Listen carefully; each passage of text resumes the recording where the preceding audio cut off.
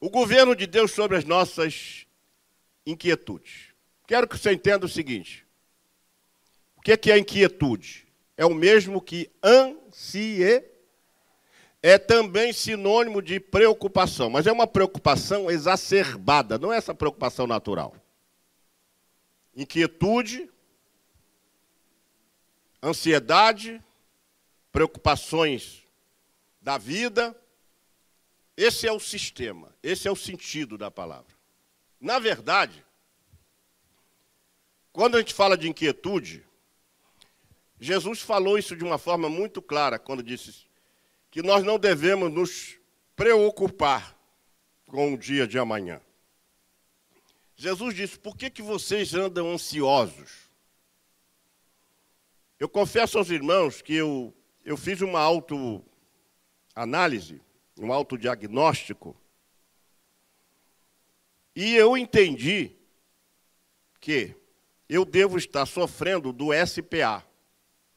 Não é nenhum sistema Paulo Afonso. É síndrome do pensamento acelerado. Quando a gente está com pensamento acelerado, uma das características é a ansiedade. Você está resolvendo uma coisa ao tempo que você quer resolver outra. E ao tempo que você quer resolver outra. Já aconteceu isso com você? Olha lá. Sim. Comprovou. Desacelerar. Isso. Significa dizer, tem mais alguém com síndrome do pensamento acelerado? Mais uma mão lá atrás, outra. E você também, irmã? Também você, Vera? Síndrome do pensamento acelerado? Eu pensei que só eu que estava com esse trem. Tem mais alguém aqui com síndrome de pensamento acelerado? Também. Então vamos formar um exército, o exército SPA. Bota o G na frente, fica tudo certo. Então, irmãos, a palavra grega aqui, meriminal, o sentido é estar ansioso em relação a algo. É uma inquietude. É um nervosismo. Tem alguém nervoso aqui? Tem muita gente. Levanta assim quem é nervoso aí. Meu Deus do céu. Nós não estamos sozinhos. Eu até que tenho andado calmo. Vocês ainda não me viram nervoso. Eu tenho andado calmo. Mas o que acontece? Por que eu me acelero? Algumas coisas me fazem muito mal. Marquei com a psiquiatra, mas não pude. E vou voltar essa semana ou na outra, dependendo do espaço que ela vai ter lá. Mas tem algumas coisas que me botam nervoso. Uma delas chama-se desorganização. Tudo que eu vejo fora do lugar me dá nervoso. Você é assim também? Não estou sozinho. Por isso que às vezes eu entro na igreja e fico nervoso. Cheguei ali, tinha 2 cadeiras ali, que não tinha nada a ver. Peguei as cadeiras e botei para lá. Fomos eu e meu irmão lá, arrumamos aquele espaço todinho. Quando chegou na terça-feira à noite, já desarrumaram tudo, tiraram a cadeira daqui, botaram para lá, para lá. Aí eu falei, não aguento isso. Já fiquei nervoso. Foi ou não foi? Por que eu falei para ninguém mexer nas coisas? Porque tem gente que vai fazer um evento, aí vai lá no meu gabinete, pega a minha mesa, bota a minha mesa, pega o meu sofá, bota não sei aonde, depois larga tudo aí para o empregado do pastor Paulo Afonso ir lá tirar tudo lá. Então, pelo amor de Deus, não tira nada do lugar, porque você vai me deixar nervoso. E quando eu estou nervoso, eu não descarrego o problema daqui lá em casa, não. O daqui tem que ficar aqui. E o da minha casa tem que ficar na minha casa. Tu dorme de calça comprida, depois vem reclamar comigo? O problema é teu. Vamos lá? A palavra é usada para evocar comoção, alvoroço, desassossego. Agora, claro que todos nós que temos essa questão de preocupação, ansiedade, nós precisamos dosar isso quando temos consciência de que ela está em nós. E não deixar que ela... Porque senão ela vai deixar você extremamente irascível, sem condição até de chegar perto de você. Então, dizem os autores que uma pessoa inquieta é uma pessoa sem paz. Aí alguém vai dizer, mas pastor, o crente não tem paz? Não misture a paz que excede a todo entendimento da paz como harmonia nas relações sociais e pessoal e interpessoal e intrapessoal. O fato de você sofrer de síndrome do pensamento acelerado indica que você tem ansiedade. Ainda que, sinonimamente, seria falta de paz, mas não é essa paz que excede a todo entendimento. Você veja Pedro. Pedro tinha um temperamento explosivo. Né? Pegou logo a espada, já foi querendo resolver. E Jesus falou, pá, guarda isso aí, rapaz. Não é bem por aí, não. Não é bem assim que você está querendo fazer. Então, a gente fica querendo resolver o mundo com as nossas mãos e ficamos extremamente ansiosos, não conseguimos resolver o problema, e isso deixa a gente mais inquieto ainda. É assim ou não é?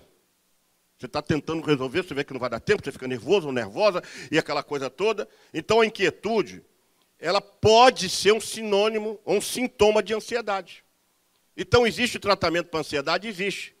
Se você é uma pessoa inquieta, se preocupa, quantas vezes eu já recebi pessoas com um pedacinho de papel na mão, assim, ó. Eu falei, calma, isso aqui é comum, isso é natural. Isso não tem nada demais. Mas as pessoas já vêm assim, nervosas. Porque elas estão se ocupando antes de saber o que é aquilo. A inquietude pode ser um sintoma de ansiedade que leva a pessoa a viver em tranquilidade. Muita gente está intranquila por conta da ansiedade. Ela é responsável, a inquietude, por esse sentimento que toma conta de muitas pessoas, não deixando que a gente se sinta seguro,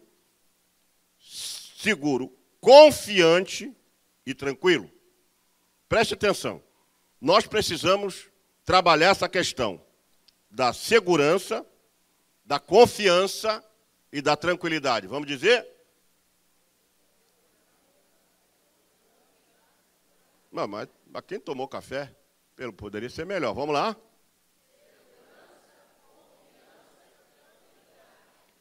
Quando você tem um problema, você fica sempre agitado. É assim ou não? Fica segura, fica seguro. A segurança de que você vai resolver aquilo ameniza essa ansiedade. Uma outra coisa, além da segurança, é a confiança. Não, isso eu vou resolver. Eu vou resolver. Quando você diz isso para você mesmo, você vai resolver, aí você já começa a diminuir a ansiedade. Senão você vai ficar querendo falar isso com todo mundo, repassar para todo mundo, ninguém vai resolver o teu problema, você vai ficar mais ansioso ainda. Principalmente se encontrar aquele que diz assim, ih, irmão, você recebeu, ai meu Deus do céu, pronto, acabou. Aí que você vai ficar mais intranquilo, mais ansioso, e é preciso que você tenha confiança e tranquilidade. Porque nem sempre a gente vai guardar essa tranquilidade. Haverá um momento também da nossa vida, isso é perfeitamente natural, vocês precisam compreender isso. Esse meu desabafo aqui antes do estudo, ele foi extremamente natural para mim não ficar com isso corroendo o meu coração. Que aquilo que fica aqui dentro, entalado aqui, você não ata nem desata, não engole nem bota para fora. Isso faz um mal tremendo, pode a pessoa ter um infarto, pode a pessoa ter um outro tipo de problema, ou parecido, porque a pessoa não aguentava a pressão. Às vezes a pressão é tão grande que você tem que botar para fora. Então é preciso que a gente segure nessas três palavras, segurança, confiança e tranquilidade. A Bíblia nos orienta, agora eu vou ter que ser acelerado, por causa do tempo, a Bíblia tem uma orientação sobre a ansiedade. Qual é a orientação bíblica? Paulo diz aos Filipenses assim, não estejais inquietos por coisa... Primeiro, Paulo diz não estejais inquietos no sentido de estar o quê? Ansioso. E ele diz por algumas coisas, por certas coisas. O que é que ele diz? Por coisa alguma. Então, seja o que for, não fique ansioso. Irmãos, eu já sofri muito, eu sei o que é isso. Eu sei o que é isso. Já contei para vocês algumas das experiências. Na época que eu trabalhava na empresa, quando o advogado ligava para mim, o doutor Sveiter, Paulo Afonso, sai daí agora, porque estão indo para aí oficial de justiça e vão citar a empresa através de você, porque o sócio não estava. Vão citar a empresa, sai daí agora. Os irmãos não sabem a minha tensão. Pegava minhas coisas com a minha bolsa, saía correndo, e falava, pessoal, eu vou rodar por aí. Aí pegava, uma vez eu peguei ali na rua da Praça da República, eu fui andando até a Presidente Vargas. Aí quando chegou na Presidente Vargas, eu virei à direita e fui em direção ao centro. Quando eu olho para trás, um carro da Polícia Federal devagarzinho. Devagarzinho. Quando eu leio aquilo, eu disse, pronto. A empresa estava com briga entre os sócios. Eu era o diretor jurídico e eu poderia receber a citação da Justiça Federal e qualquer intimação da Polícia Federal, porque eu era o representante da empresa ali. E só quem podia receber, segundo o advogado, era o dono da empresa. Mas eles poderiam dizer que me citou, então, eu saindo ali, a empresa não tinha ninguém para receber, porque sendo eu diretor jurídico, eu tinha que receber a citação. Então, eu achava que eles estavam querendo me citar, porque o dono da empresa não aparecia lá, exatamente por estratégia do advogado, na briga que teve lá entre os sócios. Então, eu estava andando, daqui a pouco, quando eu olho, eu falei, pronto, eles agora vão me parar. Aí tudo aquilo era só uma fantasia. O cara passou devagarzinho, foi embora, e eu já estava ali assim tremendo. Porque a briga foi feia entre os sócios. Só não deu morte porque Deus foi misericordioso. Então, Paulo fala assim, não fique ansioso por coisa alguma. Você recebeu uma intimação na sua casa. E eu não vou pedir para ninguém levantar a mão aqui, mas quem sabe você já recebeu uma intimação na casa, pronto, acabou com o seu dia. Sim ou não? Bom, quem falou sim, porque sabe como é que funciona, né? Acaba com o teu dia. Tu às vezes não sabe nem o que é. Ou então recebeu um telefonema. Um telefonema estranho, você já fica extremamente ansioso. Então, é nesse momento que Paulo fala assim, não fiquem ansiosos por coisa alguma. Agora, ele vai dizer assim, antes as vossas, diga comigo, petições, sejam em tudo, repita comigo, em tudo, conhecidas diante de Deus, pela oração e com ações de graça. Agora escute isso aí. É neste momento que não adianta você ficar, desculpem, nervoso, angustiado, agoniado. Nesse momento, você precisa dizer, meu Deus, eu estou recebendo esse documento aqui, essa intimação, estou recebendo esse papel aqui, estou recebendo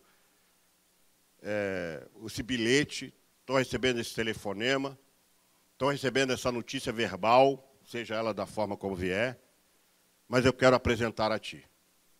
No momento que você pede a Deus, Paulo vai nos ensinar que há duas coisas que nós devemos fazer. Oração e com ações de graças. Oração e súplica. O que Paulo está nos ensinando aqui? Primeira lição. Paulo está nos ensinando a não andar inquieto. Inquieto, irmãos, vez ou outra todo mundo está. Sim ou não? Mas não pode viver, continuar inquieto. Não andar inquieto. Segundo, Paulo aqui está dizendo que nós precisamos declarar a Deus o que nós precisamos. Há um momento, e está lá na nossa verdade prática, que não adianta você pedir ajuda de ninguém. Só Deus, com seu infinito poder, pode te ajudar. Então tem uma hora que você vai receber alguma coisa, ou uma notícia, ou um laudo de um médico, você pega o laudo, acabou com você. Foi diagnosticado que você está com câncer. Se tem algo que vai deixar muita gente extremamente machucado, é quando recebe um laudo dizendo que está com câncer. Pronto, naquele momento você desaba. É ou não é? Aí Paulo diz assim, declare a Deus o que você precisa. Então, naquele momento, Senhor, eu preciso de tranquilidade. Senhor, eu preciso de paz. Eu preciso desse momento de quietude. Eu preciso desse momento de segurança. Me ajuda, Senhor, me dá segurança, me dá confiança, me ajuda a me acalmar. Acalma o meu coração. Qual é a palavra? Aí Paulo vai dizer assim, que você tem que fazer orações e súplica com o coração agradecido. Por que a gente às vezes não recebe muitas das nossas petições? Porque a gente ora, mas não ora com gratidão. Paulo orienta a gente a orar com ações de graças, porque Deus ouve as nossas petições, pode nos atender. E se você espera ser atendido, significa dizer que você acha que Ele pode não te atender. Então, nesse momento, sua fé decai. Não sei se está dando para entender o que eu estou falando. Mas quando você está dizendo, Senhor, eu preciso da solução desse problema. E eu quero te agradecer porque o Senhor pode fazer isso. Pronto. Esse é o método. Diga comigo. Mais uma vez. É assim que você tem que orar. Pedir a Deus com ações de graças. Já agradecendo. Porque isso demonstra para Deus que você confia que vai receber, tanto confia que você já está agradecendo. Ah, se Deus me der, eu dou um culto e ação de graças. A gente vai na contramão de tudo isso. A gente só dá o culto e ação de graças se for efetivada a conquista. Vai logo agradecendo por conta, vai agradecendo, vai agradecendo, vai agradecendo, vai agradecendo. Então, oração e súplica com coração. Note-se que a oração e súplica, a oração, desculpe, a oração não é súplica, a oração de súplica. O que é a oração de súplica? O que é a oração de súplica? É um pedido a favor de quem está orando. Quando você suplica, você está orando por você. Escute isso. Você está orando por você. Note que a oração de súplica é geralmente um pedido a favor de quem está orando. Então, a sua oração é uma oração de súplica. Você está orando por você. Porque a sua oração pode ser de intercessão. Você está orando por outra pessoa. Já a oração de súplica é uma oração para você. E quando a gente fala oração de súplica, a gente entende, na grande maioria, culturalmente, a gente entende que oração de súplica é aquela oração que a pessoa está suplicando, está chorando, igual a Ana. Não, a oração de súplica é uma oração a seu favor, você está pedindo a Deus. Então, Paulo exorta a igreja, assim, para aliviar a ansiedade aos que permanecem fiéis em oração, em especial aqueles que fazem oração com ações de graças e súplica. Então, para aliviar a sua ansiedade, você tem que orar a Deus por você.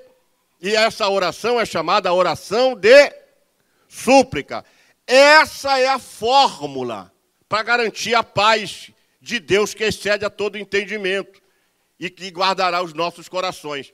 Ao invés de estarmos ansiosos ou inquietos com todas as nossas preocupações, nós temos que inverter essa solução. Inverter essa, situação.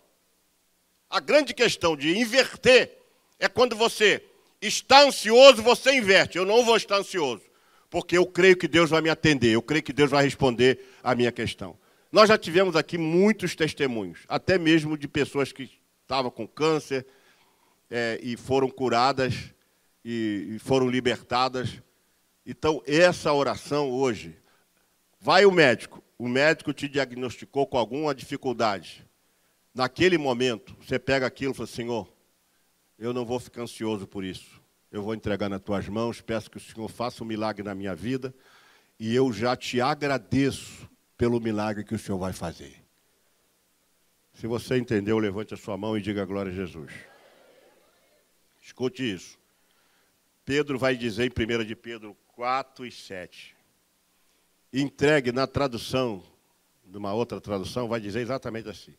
O texto lá, lançando sobre ele toda a vossa, porque ele tem cuidado de... Aqui nessa tradução diz assim, entregue todas as preocupações a Deus, pois ele cuida de você. Não é que ele cuidará, ele... Quem entendeu isso? Não é que ele cuidará, ele cuida. Gostei muito, porque diz, entreguem todas as preocupações a Deus, pois ele cuida de você. Fala para o teu irmão aí do lado, Deus cuida de você. Dizem os estudiosos que quando o assunto é ansiedade, o Brasil se destaca entre as nações. Segundo a Organização Mundial de Saúde, 9,3% da sociedade brasileira sofre de ansiedade. Isso representa quase 19 milhões de pessoas que sofrem de ansiedade, que convivem com o problema da ansiedade, que não espera o fruto amadurecer, que não espera o tempo de formação, que querem as coisas por antecipação ou então prematuramente. E é isso que dá, às vezes, termos esse evangelho que parece uma colcha de retalho no Brasil. Ontem eu estava ministrando para os pastores, numa determinada igreja, e eu falei isso, que eu tenho vergonha de ver o evangelho que está sendo pregado hoje no Brasil. Vergonha. E ainda tem gente que tudo que você fala diz que você está dividindo o reino. Cerca de quase 19 milhões de pessoas estão vivendo com ansiedade. É de bom ouvir, compreender e aceitar a questão da ansiedade ou a inquietação como uma doença. É uma... Fala para o teu irmão, se você é ansioso, você está doente. Está precisando de cura. Eu sou o Senhor que te sara. Está precisando de cura. É de bom ouvir, compreender e aceitar a questão da ansiedade ou inquietação como doença. Pois qualquer pessoa, independentemente do seu nível cultural, emocional ou espiritual, pode ser acometido. Mas o pastor está com ansiedade? Irmão, o pastor não é super-homem. Tira isso da tua cabeça. Pastor é homem igual a você. Ele só tem uma responsabilidade a mais. Então, qualquer pastor, qualquer bispo, apóstolo, semideus, vice-Jesus, quarta pessoa da Trindade, arcanjo Gabriel, tudo aqui na terra, qualquer um pode ser acometido da ansiedade. Nesse sentido, primariamente, antes de tudo, precisamos de ajuda terapêutica. Mas, antes de tudo, nós precisamos e devemos fazer o quê? Não, eu não ouvi, só uma irmã aqui falou. O que nós devemos fazer? A grande pergunta que o salmista faz, levanto os meus olhos para o monte, de onde me virá o socorro? Aí ele mesmo responde, o meu socorro vem do Senhor, que fez os céus e a terra. O Salmo 94, versículo 19, diz assim, quando a ansiedade já me dominava no íntimo, o teu consolo trouxe alívio à minha alma. Olha só. Isso significa dizer que o salmista valeu-se do que disse Paulo lá em Filipenses, embora nem existia.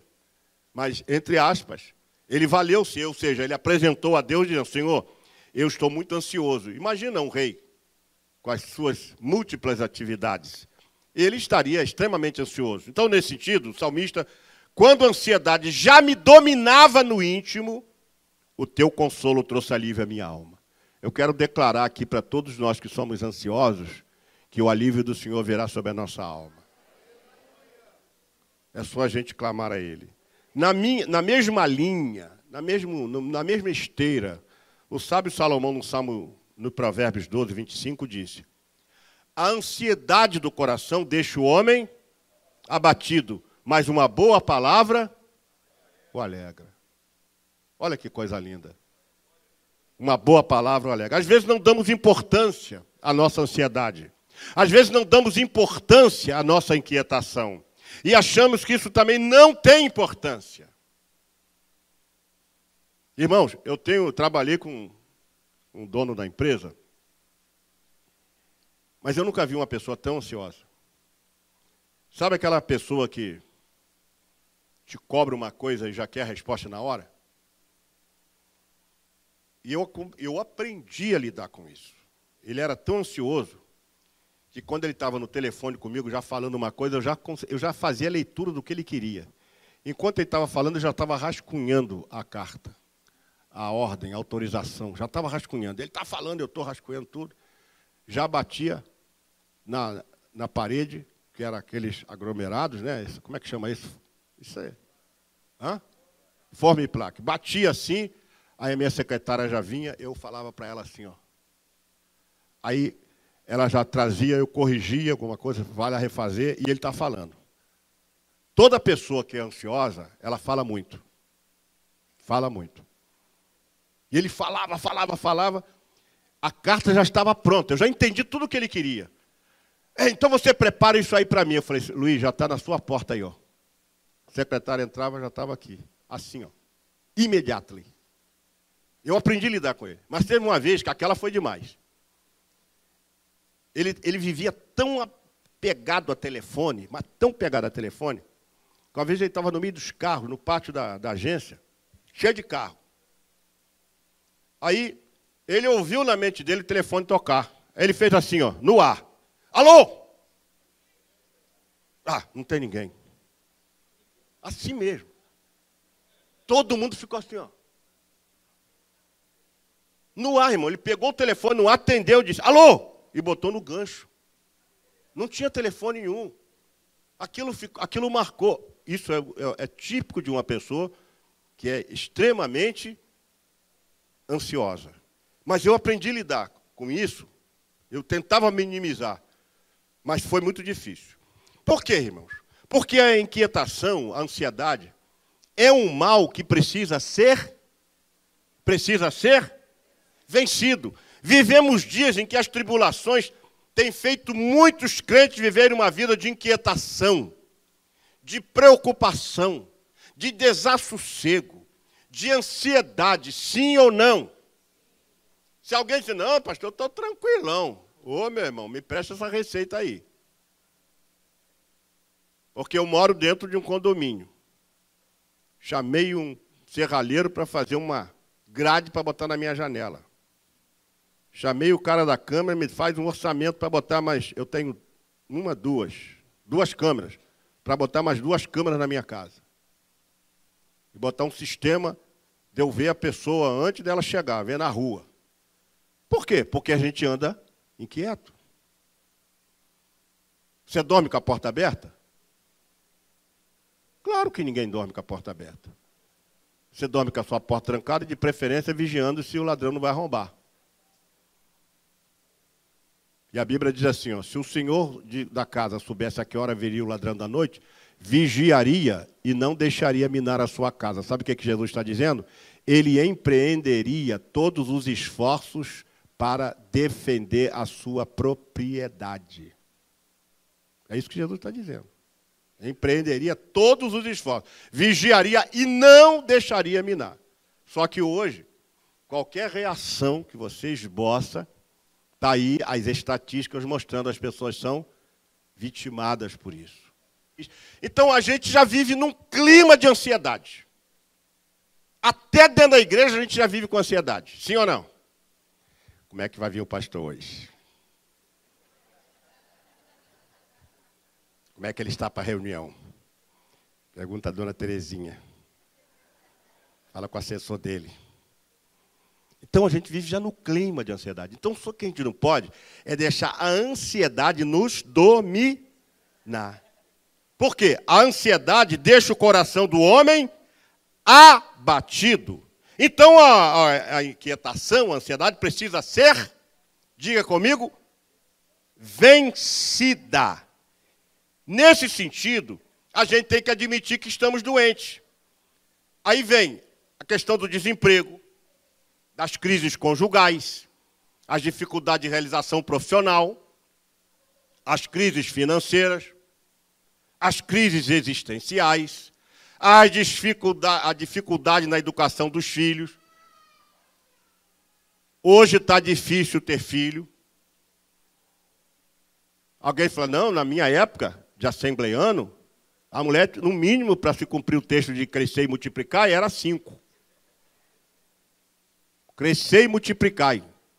Então tinha que ser 5 filhos. Irmão, se você tiver um filho, já cumpriu o mandamento. Um filho, crescer e multiplicar. Quem está querendo ter filhos, faz uma conta antes. Quanto vai custar seu filho quando entrar para a idade da creche? Sabe quanto custa uma creche? Tu vai contar com o governo?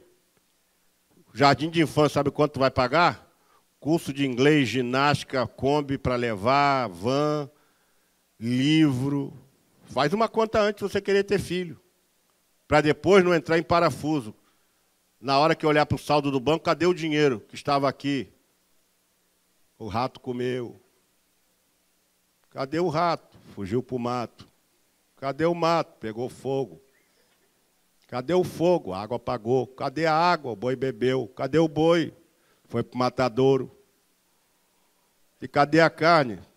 Está lá na Friboi. Então, a gente tem que ter administração antes, para você depois não ficar ansioso. Irmão, quem está com 5, 6 filhos hoje, misericórdia. Ainda bem que eu já não tenho, meus netos já estão grandes, dou graças a Deus por isso. Não vem com bisneto lá para minha casa não, que eu não quero não. Não quero bisneto. Ah, eu queria tanto netinho. Faz você. Porque a vida já nos propicia viver num clima de ansiedade. O apóstolo Paulo chega a afirmar o seguinte: sofremos pressão de todos os lados. Menos na igreja, né, irmão? Menos na igreja que a gente sofre pressão.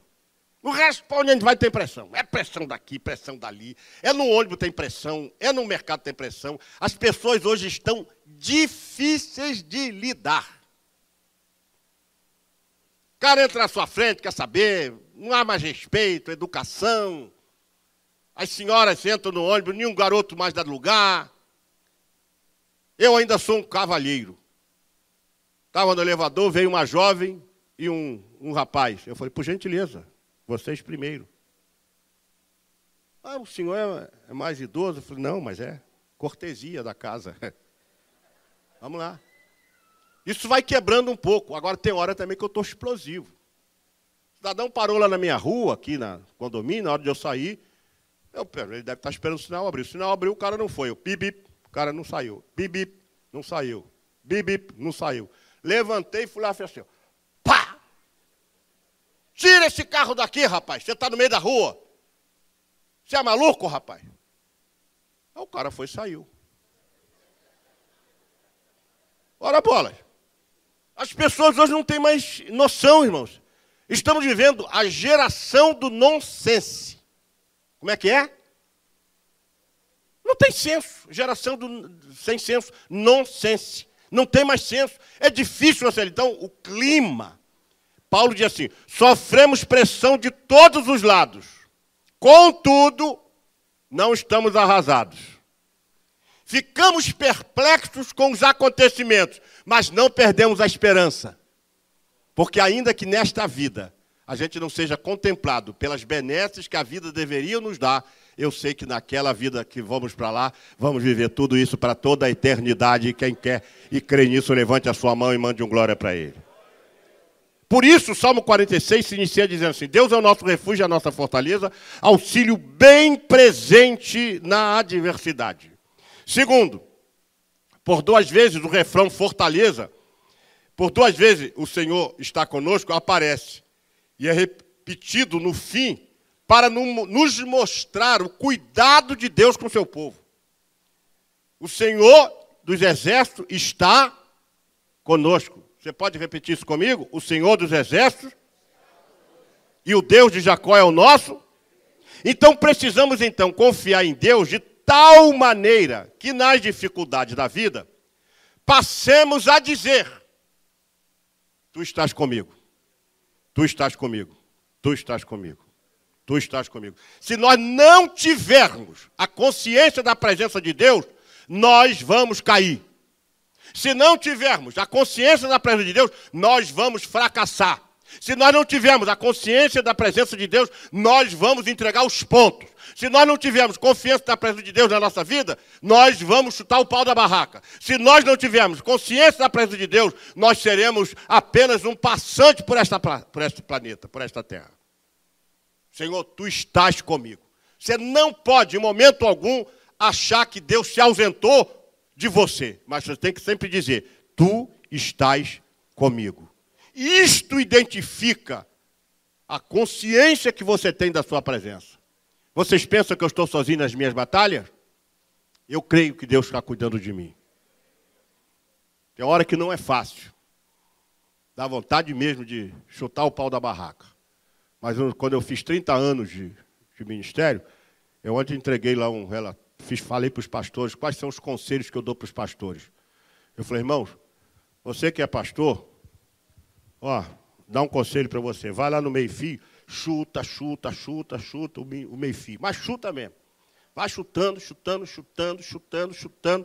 até os seus dedos se esfacelarem. Isso é para você aprender a dor que você vai sentir quando você abandonar o ministério. Ficou todo mundo arregalado assim, o pessoal ficou espantado ontem, quando eu disse: parece que é fácil, mas não é. Então, tem hora que vem isso. O que a gente tem que dizer? Qual é a salvação que nós temos? Tu estás comigo. Nós não vamos viver um oásis aqui na terra, porque sofremos pressão de todos os lados, mas Ele está conosco. Ele está com você nessa sua batalha, nesse seu sofrimento, nessa sua enfermidade, nessa sua angústia, nessa sua dor. Ele está aí com você. Se você aguentou, quando você fala que não aguenta mais, tu ainda está na reserva, meu irmão. Tu ainda anda mais uns 100 quilômetros. Então, aquietai-vos e sabei que eu sou Deus. Conhecer a Deus totalmente está ligado ao fato de experimentar. Quando a Bíblia diz: conheçamos e prossigamos em conhecer, está ligado a experimentar a ação de Deus na nossa vida. Você pode ser testemunha, mas eu sou uma grande testemunha da presença de Deus na minha vida. Porque o que eu já enfrentei nessa vida, o que eu já passei por esta vida, tanto sofrimento, que eu falei: Jesus, por que eu ainda estou de pé? É porque o Senhor me ama e tem um projeto comigo. Porque senão, eu já tinha largado muita coisa na minha vida, já tinha abandonado muita coisa. Por quê? A gente vai saber a ação poderosa de Deus exatamente nesses momentos de aflição. Ou você pensa que você vai para Búzios, que deita lá na praia, fica curtindo o mar, depois vai para casa tomar um coco geladinho, comer um camarãozinho. Meu irmão, a presença de Deus está com você sempre, eu sei disso. Mas é no momento em que a dor vem, que a tribulação vem, que a angústia vem, que nós precisamos ter plena consciência da sua presença na nossa vida. Porque se não fosse Ele, você não ia dizer que não aguenta mais. Você ia dizer assim: parei, acabou, não dá mais. Se você está resistindo até agora, é porque a mão de Deus está sobre a sua vida. Aquietai-vos e sabei que eu sou Deus. Não é apenas uma expressão bonita de pregador, não. Ela precisa ser um estilo de vida. Aquietai-vos. Muitas das vezes Deus falou ao meu coração através da minha mente: aquieta-te, Paulo Afonso, aquieta-te. Aquieta-te. Mas, Senhor, aquieta-te. Então nós temos que transformar isso no estilo de vida. Ademais, na medida que nós vencemos a inquietação, nos aquietamos, confiamos e descansamos de que não estamos sozinhos na luta, porque Ele tem o governo, repita comigo, Ele tem o governo sobre as nossas inquietações. Ele não permitirá que você sofra ansiedade e inquietação além do limite suportável. Ele está com você nisso.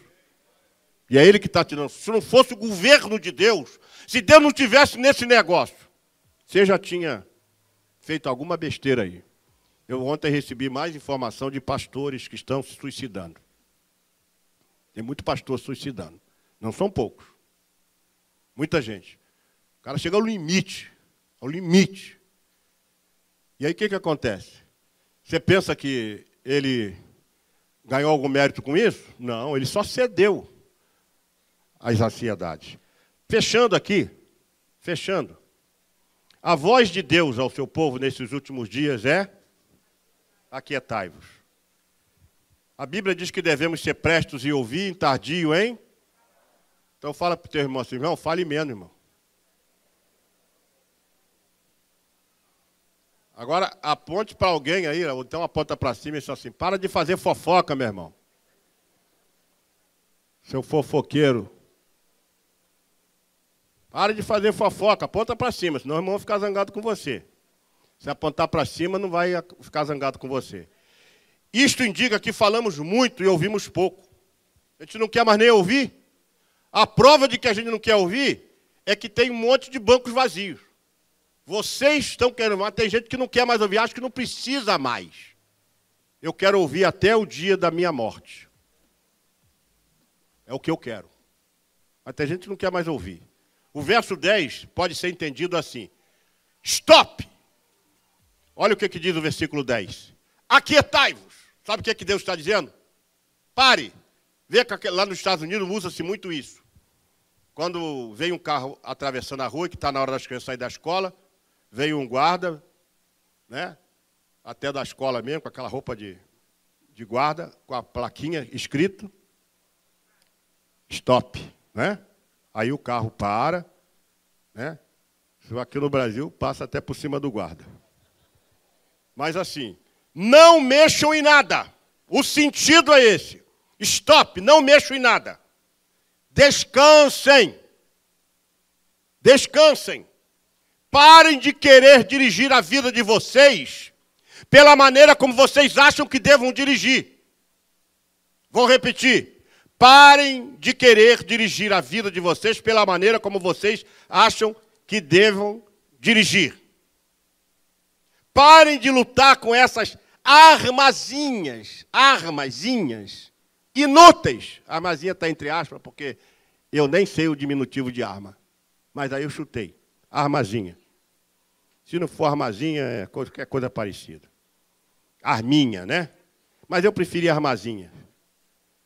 Para a gente entender. Botei até entre aspas aí. Parem de lutar com essas arminhas, ou essas armazinhas inúteis. Deus está dizendo: deixe eu guiar vocês. Deixe eu conduzir vocês. Deixe eu encaminhar vocês. Deus está dizendo: aquietai-vos. Está além do que o meu filho, Paulo Afonso, escreveu aí. Está além. Por vezes, é necessário sair um pouco dessa esfera terrestre e diminuir a nossa atuação e deixar Deus agir. Por isso que a igreja precisa levantar aqui o ministério de oração. Com toda honestidade. Nós temos oração aqui na sexta-feira, que a irmã bota 1 hora de joelho ali. É assim ou não é? 1 hora de joelho. Mas nossa oração aqui, ó. Dá para ver aí atrás, irmã? Irmã Maria, está vendo aqui, Maria? Está vendo, não? Ah, desculpa, é porque é pequena demais o nosso modelo de oração. Então, entendam que aquietar-se vai além disso. Então, está na hora da gente descansar nas promessas de Deus. Resta-nos obedecer e se dedicarmos e crer em suas promessas. Assim estaremos ocupados demais, né? Se nos dedicarmos a crer em suas promessas, estaremos ocupados demais para Ele intervir. Pare, descanse nessa confiança, aquieta-te. É preciso a gente dizer o que está no hino 296 de nossa harpa cristã. No jardim Jesus Cristo clamava quando os ímpios o foram prender. Ou seja, quando a coisa começa a apertar para o seu lado, a melhor coisa é orar. Então, o Spurgeon vai nos dizer o seguinte: nunca houve uma verdadeira oração dedicada a ele que não foi ouvida. Mas, pastor, Deus não me deu resposta ainda, mas ela não deixou de ser ouvida e ela está sendo arquivada no odre de Deus, que a Bíblia fala no Salmo 56. Todas as nossas orações estão guardadas. Agora, se você crê que Deus vai agir, então Deus vai agir. Não podemos ser influenciados pelas circunstâncias. Ainda que as pressões da vida nos impulsionem a ficar ansiosos, né, a fazer alguma coisa que não deveríamos, a tomar atitudes que não deveríamos, Ele é o nosso alto refúgio, fortaleza e socorro nas horas mais difíceis. Por isso, aquieta-te. Aquietar-se não é questionar a Deus. Aquietar-se é adorar a Deus. Aquietar-se é sentar no divã, depois de tão cansado, e saber que você ali vai descansar. Porque para Deus só existe uma coisa: ou você confia, ou você confia. Porque se você não confia, não é relação com Deus. Para Deus é confiar ou confiar. Por último, aquietar-se aplica-se também a pararmos com essa atividade frenética, esta correria desenfreada em busca de soluções que Ele já tem pela sua palavra para todos nós, porque Ele é Senhor de todas as coisas e tem o governo de todas as coisas. Talvez você esteja correndo, e aí vai uma palavra profética, você esteja correndo tanto como se faz ganhar corrida. Salomão vai dizer que não é da corrida dos ligeiros. Lembra disso? Não é da corrida dos ligeiros. Não é por aí, correndo atrás das coisas, como se você tivesse, quando alguém pergunta para você, como é que você está? Eu estou correndo atrás. Se você corre atrás, nunca chega. O crente não corre atrás. A carreira cristã é correr na frente, porque Ele vai conosco. Aquieta-te. Aplica-se também a pararmos com essa atividade frenética, porque Ele já tem a sua palavra em nós. O Dr. Kerry R. Collins, em seu livro Aconselhamento Cristão, explanando as causas dos controles da ansiedade, ele afirma que a pessoa que aprende a andar em contato diário com Deus passa a concordar com o escritor do hino que disse: não sei o que o futuro me reserva, mas sei quem controla o futuro. Esta convicção pode nos trazer uma grande segurança quando outras pessoas mostrarem-se inclinadas à ansiedade, pois a nossa confiança está em Deus, que governa todas as coisas. Quem é ansioso? Fica de pé. Nós vamos orar agora numa oração de súplica. Após vamos estar tirando as ofertas e encerrando. Nessa oração de súplica, nós vamos orar por todas as pessoas. Mesmo você que não é ansioso, esteja de pé e estende as suas mãos para que Deus possa agir e trabalhar a nossa ansiedade. E olha que eu estou sempre, desde o início, falando a expressão nossa. Porque eu creio, o mesmo Deus que opera aí é o mesmo Deus que opera aqui. E o mesmo Deus que opera aqui é o mesmo Deus que opera aí. Senhor Deus, entramos na Tua presença. A ansiedade tem dominado quase 19 milhões de pessoas no Brasil. Não há uma estatística de ansiedade dentro das igrejas, mas sabemos que muitos servos seus ainda estão ansiosos, muito preocupados com a vida, preocupados com a segurança, preocupados com o emprego, preocupados com a mantença da família, preocupados com as contas que tem que pagar, preocupado com a educação dos filhos, preocupado com a guarda dos filhos, preocupado com a sua vida espiritual, preocupado com a vida financeira, preocupado com o atual governo, preocupado com os políticos, preocupado com as ruas, preocupado com o trânsito. São tantas e tantas preocupações que elas vão se avolumando em nós de uma tal maneira, de uma tal magnitude, que passamos a ser pessoas ansiosas. Mas nesta manhã, em que a tua palavra foi ministrada na maior das simplicidades, pedimos que o Senhor atue em nossa ansiedade, que faça a gente confiar em Ti de tal maneira que ficamos quietos, seguros, confiantes e tranquilos. Age agora por Teu amor e bondade em cada pessoa que é portadora da ansiedade, a começar de mim, e nos livre dessa ansiedade. Nos livra, porque nós confiamos em Ti. E já Te agradecemos pela resposta, já Te agradecemos pela cura, já Te agradecemos pelo milagre, em nome de Jesus, e todos digam amém. Tomem assento.